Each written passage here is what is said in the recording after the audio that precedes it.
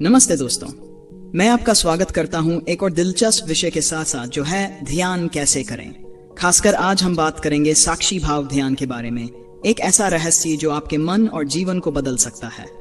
तो चलिए शुरू करते हैं इस यात्रा को। एक समय की बात है, एक लड़का अपने गांव से निकलकर नदी के किनारे भेड़ चराने गया। हर दिन वही काम, भेड़ चराना, नदी के किनारे बैठना, लौटना। एक दिन वह नदी के किनारे बैठा और देखा नदी वही, बहाव वही, गहराई वही। तभी उसके अंदर एक सवाल उठा, तू भी तो हर दिन वही करता है, सब दिन एक ही काम, भेड़ चराना, आना जाना, इसमें तुझ में और मुझ में क्या अलग है? लड़का हैरान रह गया। उसके दिल में हलचल हुई, जैसे कोई गहरी आवाज कह रही हो कि ये जीवन सिर्फ एक रिवाज और आदतों का चक्र है। अगली सुबह जब वह फिर भेड़ चराने आया तो नदी के किनारे बैठा और उसकी आंखें अचानक बंद हो गईं। नींद ने उसे अपने आंचल में ले लिया। सपने में उसने खुद को देखा, वही भेड़ चराते हुए, वही रास्ता, वही दिनचर्या। लेकिन अचानक एक पल ऐसा आया जब उसने महसूस किया, ये जीवन भी एक सपना है और मैं इसे देख सकता हूं सिर्फ साक्षी की तरह। और उसी क्षण उसके भीतर एक अजीब सी शांति फैल गई। वह समझ गया कि जीवन और मन के विचार सब सिर्फ गुजरते हुए अनुभव हैं, और अगर वह उन्हें साक्षी भाव से देखे तो हर दिन की एक रास्ता भी एक नए तरह का अनुभव बन सकती है। उसने महसूस किया कि हर पल, हर ध्वनि, हर दृश्य सब केवल गुजरते हुए हैं और उनका पीछा करने की कोई जरूरत नहीं। बस देखो, महसूस करो और जाने दो। धीरे धीरे वह लड़का हर छोटी छोटी चीज में आनंद लेने लगा। भेड़ चराना अब सिर्फ भेड़ चराना नहीं था, नदी का पानी अब सिर्फ पानी नहीं था, हवा का झोंका अब सिर्फ हवा नहीं थी। सब कुछ एक नए रूप में उसे साक्षी भाव के माध्यम से दिखाई देने लगा। और यही वह रहस्य था। जब आप जीवन को साक्षी की नजर से देखते हैं तो हर दिन की एक रास्ता भी एक नई कहानी, एक नई यात्रा बन जाती है। कहानी अभी खत्म नहीं हुई। आगे वह लड़का क्या अनुभव करता है, यह अगले पल ही पता चलेगा।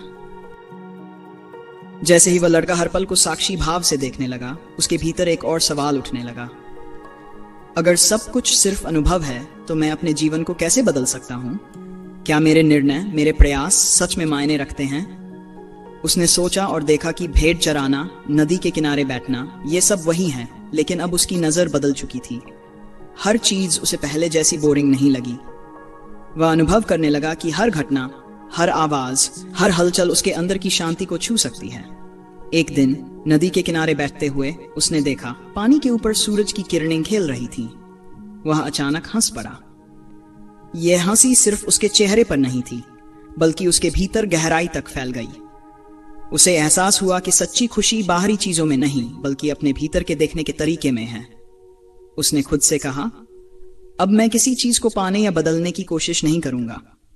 मैं सिर्फ देखूंगा, महसूस करूंगा और जानूंगा कि सब कुछ गुजरता है। मैं साक्षी हूं। और जैसे ही उसने यह समझा, उसकी दुनिया बदल गई। भेड़ें अब सिर्फ भेड़ नहीं थी, नदी सिर्फ पानी नहीं थी। हर अनुभव उसके लिए एक अद्भुत यात्रा बन गया। लेकिन यह यात्रा अभी शुरू ही हुई थी। अगले कदम में लड़का यह महसूस करेगा कि साक्षी भाव केवल देखने का तरीका नहीं, बल्कि शक्ति का स्रोत भी है। और वही शक्ति उसे जीवन के असली रहस्यों से जोड़ने वाली थी। लड़का अब रोज सुबह नदी के किनारे बैठकर भेड़ चराने से पहले साक्षी भाव ध्यान करने लगा। उसने अपने आप से कहा, मैं सिर्फ देखूंगा, महसूस करूंगा और किसी भी विचार या भावना में फंसूंगा नहीं। मैं साक्षी हूं। वह सीधे नदी के किनारे बैठा, पीठ सीधी, हाथ घुटनों पर रखे। उसकी आंखें धीरे धीरे बंद हुईं। उसने 3 गहरी सांसें ली, पहले नाक से अंदर, फिर धीरे धीरे बाहर। हर सांस के साथ वह अपने शरीर और मन की हलचल को महसूस करता। धीरे धीरे उसने महसूस किया कि उसके अंदर कई विचार आते हैं। भेड़ चरानी है, कल क्या होगा, मैं क्यों यही कर रहा हूं? लेकिन वह इन विचारों से चिपका नहीं। वह सिर्फ उन्हें देखता रहा, जैसे कोई फिल्म स्क्रीन पर चल रही हो। वह बिना रिएक्ट किए देख रहा हो।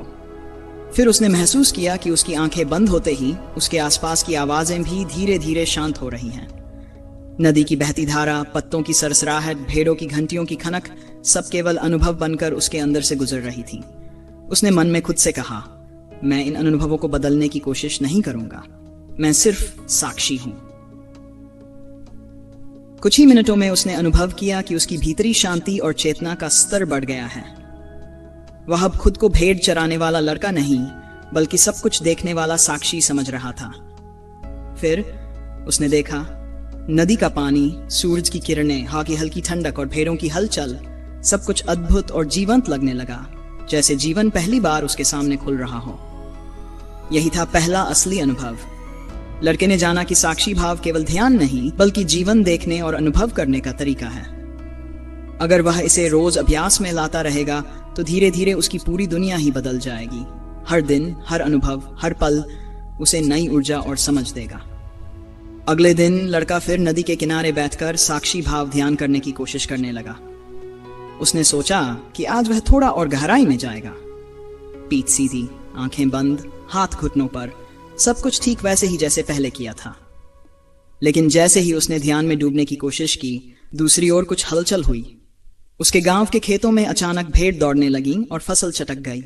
जैसे ही लड़का अगले दिन फिर से ध्यान लगाने बैठा, उसे एहसास हुआ कि अब वह दो चीजों पर एक साथ ध्यान देने की कोशिश कर रहा है। एक ओर वह साक्षी भाव में ध्यान लगाना चाहता था और दूसरी ओर भेड़ चराना, उनकी सुरक्षा और नियंत्रण रखना भी जरूरी था। शुरुआत में तो सब ठीक था, लेकिन जैसे जैसे उसने गहराई में ध्यान लगाने की कोशिश की, भेड़ें इधर उधर दौड़ने लगीं। वह एक पल में सोचता, ध्यान में रहूं या भेड़ों को संभालूं। यही संतुलन की पहली चुनौती थी। और उसी पल एक अप्रत्याशित घटना हुई। एक भेड़ खेतों में घुस गई और फसल को चटक कर दिया। किसान दौड़कर आया, गुस्से से भरा हुआ। लड़के ने महसूस किया कि साधना की गहराई और वास्तविक जीवन की जिम्मेदारियां कभी कभी एक साथ परीक्षा लेती हैं। वह समझ गया कि यही इतिहास रचना जैसा है। जैसे साईं ने अपने जीवन में दो दिशाओं में काम करते हुए साधना और कर्म दोनों को संतुलित किया। ध्यान लगाना अकेला नहीं, बल्कि संपूर्ण जीवन के अनुभवों के साथ संतुलन बनाना ही असली साधना है। लड़के ने देखा कि साधना तेज हो सकती है, लेकिन जीवन हमेशा परिस्थितियों के माध्यम से परीक्षा लेता है। शरीर की जरूरतें, भूख प्यास, डर और अचानक आने वाले तनाव। उसने महसूस किया कि केवल मन को स्थिर करना ही पर्याप्त नहीं है। शरीर और परिस्थितियां भी उसे साक्षी भाव में रहना सिखाती हैं। उदाहरण के लिए, एक ओर वह ध्यान में गहराई से बैठा था, दूसरी ओर भेड़ें भाग रही थीं। उसे एक ही समय में अपने डर, चिंता और शरीर की थकान को महसूस करना पड़ा, लेकिन उसने फंसा नहीं। उसने देखा, समझा और साक्षी भाव से सब अनुभव किए। यही लड़के के लिए अगली सीख थी। सच्ची साधना तब होती है जब आप जीवन की वास्तविक चुनौतियों के बीच भी ध्यान और साक्षी भाव बनाए रख सकते हैं। जैसे ही लड़का दिन प्रतिदिन अभ्यास करता गया, वह समझ गया कि साक्षी भाव ध्यान के शुरुआती चरण आसान नहीं होते। शरीर थक जाता, कभी चेहरे पर मच्छर चटकते तो कभी कीड़े उसकी त्वचा पर रेंगते। लेकिन उसने देखा कि वह इन सब संवेदनाओं से चिपकता नहीं, बल्कि उन्हें सिर्फ देखता रहा। हाथ फेरे बिना शरीर पर जो भी हलचल होती, वह उसे केवल अनुभव करता। यही साक्षी भाव का अभ्यास था। एक दिन जैसे ही वह ध्यान में बैठा, एक तेज धूप की किरण उसके चेहरे पर पड़ी। उसके शरीर ने स्वाभाविक रूप से झुकाव दिखाया, मुंह सिकुड़ गया, पर उसने सिर्फ देखा, बिना प्रतिक्रिया दिए। तभी उसने महसूस किया कि जितना शरीर थकता है, जितनी भी चुभन, हलचल या असुविधा होती है, उतना ही ध्यान गहराई में जाता है। मच्छर काटते, पत्तों की खड़खड़ाहट, हवा की हल्की ठंडक, ये सब उसके साक्षी अनुभव को और मजबूत कर रहे थे। उसने खुद से कहा, यह शरीर की जरूरतें, यह असुविधाएं, यही मुझे ध्यान की गहराई तक ले जाती हैं। अगर मैं इन पर फंसता तो ध्यान अधूरा रहता। धीरे धीरे लड़के ने महसूस किया कि साक्षी भाव केवल मन की शांति नहीं, बल्कि शरीर और वातावरण की हर छोटी छोटी संवेदना को देखने और अनुभव करने की शक्ति भी है। और इसी अभ्यास में उसने जाना, जब आप बिना प्रतिक्रिया दिए शरीर और बाहरी घटनाओं को साक्षी की तरह देखते हैं, तो ध्यान सिर्फ मानसिक ध्यान नहीं, बल्कि पूर्ण जीवन अनुभव में बदल जाता है। लड़का अब रोज नदी के किनारे बैठकर ध्यान लगाने लगा। शुरुआत में सब आसान नहीं था। शरीर थक जाता, कभी चेहरे पर मच्छर काटते, कभी कीड़े चल में रेंगते, लेकिन उसने कोई प्रतिक्रिया नहीं दी। उसने बस देखा। जैसे ही मच्छर उसके चेहरे पर चुभे, उसने सिर्फ महसूस किया, हाँ, यह भी है। जैसे ही कीड़े शरीर पर रेंगते, उसने बस उन्हें अनुभव किया। ठीक है, यह भी गुजर रहा है। शरीर की थकान, पसीना, हल्की ठंडक, धूप की तीखी किरण, सब उसके ध्यान में घुल गए।